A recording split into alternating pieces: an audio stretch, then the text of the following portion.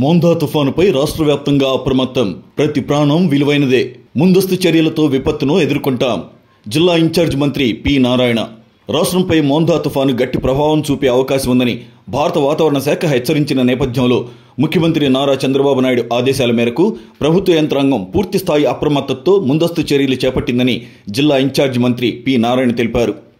జిల్లా కలెక్టరేట్లో స్థానిక ప్రజాప్రతినిధులు, ఉన్నతాధికారులతో నిర్వహించిన సమీక్షా సమావేశం అనంతరం రాజ్యసభ సభ్యులు సానా సతీష్ బాబుతో కలిసి మీడియాతో మాట్లాడారు.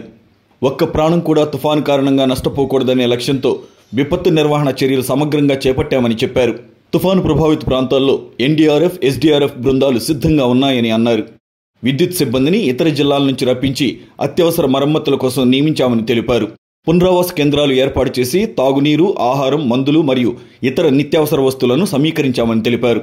లోతట్టు ప్రాంతాలు, శిథిలావస్థలో ఉన్న ఇళ్లను గుర్తించి ప్రజలను సురక్షిత ప్రదేశాలకు తరలించే ఏర్పాట్లు పూర్తయ్యాయని చెప్పారు.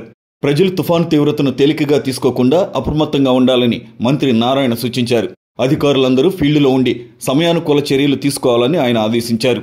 ఈ సమావేశంలో అమలాపురం ఎంపీ గంటే హరీష్ మాథూర్, పెద్దాపురం ఎమ్మెల్యే నిమ్మకాయల చినరాజప్ప, ఎమ్మెల్సీ పేరాబత్తుల రాజశేఖర్, జిల్లా cooperative central bank chairman Tummala Ramaswamy, collector Sanmohan Sagili, SP Bindumadhav, ఇతర అధికారులు పాల్గొన్నారు.